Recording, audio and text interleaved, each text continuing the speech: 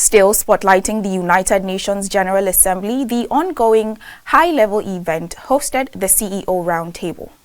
The CEO Roundtable is a side event that presented a unique opportunity to share strategies on how countries can catalyze progress on the SDGs by leveraging the collective impact of businesses across Africa. Participants of national interest were the state leaders of Zamfara and Nasarawa states, Governors Dauda Lawal and Abdullahi Sule. In an interview, they spoke about the importance of the event and shared their state's contributions to the Sustainable Development Goals realization.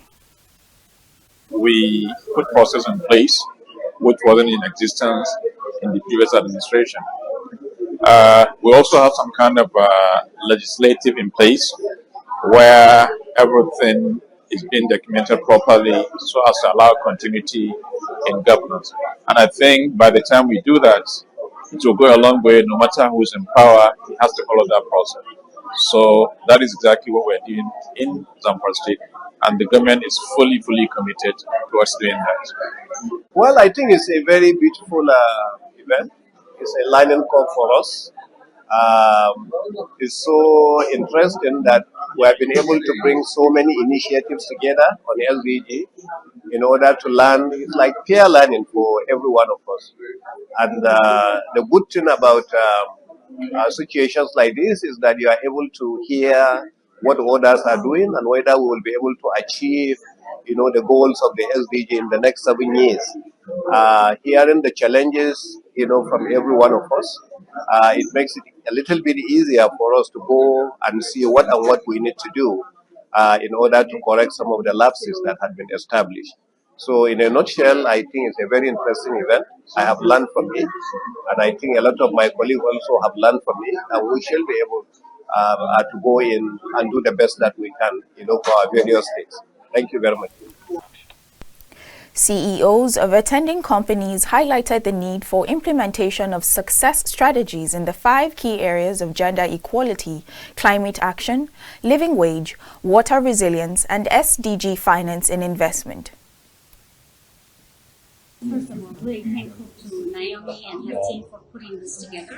But on the SDGs, for so many years, I've been wanting to see how do we put the work of the diaspora, the commitment of the diaspora, especially the African diaspora, as part of the conversation for change. And this was such an incredible CEO who understand the power of the diaspora when it comes to investing on the continent. So going beyond remittances is actually critical because already we're giving remittances, and Nigerians give, as you know, the most to their country, but as a whole, as diasporas, we do give. What we want to do now is how do we go beyond remittances and start to invest on the continent? And so the SDG will move forward, it's not without the diaspora, but it is going to be with the diaspora. And so having this conversation makes it more inclusive of the diaspora is going to be critical. In general, the conversation wasn't just only about what the diaspora did, but we are talking about SDG. So there are 17 things that we can talk about, but this was about gender equality, climate change, accountability and transparency. It was a very authentic, true conversation that I do believe will change the trajectory, and I look forward to working with Naomi and her team. Yeah, thank you. I'm really excited today that we're launching 4 faster initiatives among the private sector in Nigeria, together with new institutions and state government officials from Nigeria. We had the Federal Minister of Trade and Investment, we had governor representatives from Zamfara, Nigeria, Kaduna, and one other state. So it's great that we have this event today to launch our FASTA to really mobilize the private sector around sustainable development goals. The United Nations just adopted the Plan for the Future, which has set concrete targets, and it will show that the SDGs is not a joke, that we need to really take actions on achieving them and setting concrete targets out there. And we know that we're not letting the private sector out of the conversation. So it's really great that we had this event today, and it was a great outcome, and I'm excited to take the conversation after the event. Thank you. Delegates and relevant stakeholders called on both the public and private sectors to pool the needed effort to actualize the betterment of individual countries and the world at large.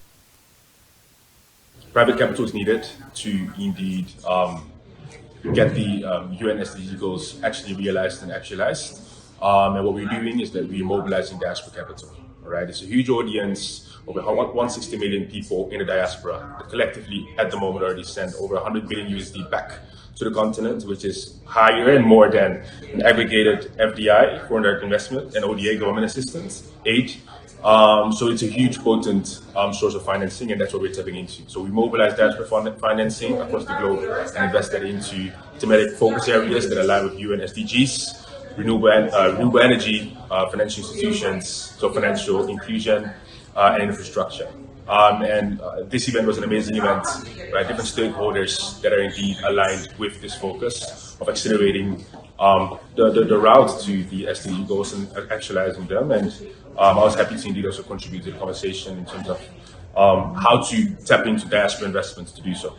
We're very glad at the Sterling Foundation to partner with the United Nations Global Compact Network Nigeria on this timely initiative on how we can fast forward the Sustainable Development Goals.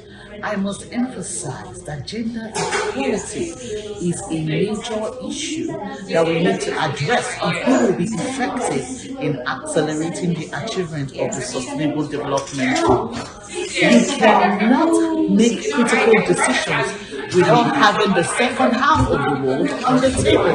There is no way those kind of decisions would lack inclusivity, they will lack equity, they will lack balance, they will lack fairness, and most especially they will lack prosperity for all. It is high time more women get into leadership and take the bull by the horn and make those decisions that will ensure poverty is reduced. I encourage the government to make these policies also to ensure that the private sector take the right decisions to close the gender gap.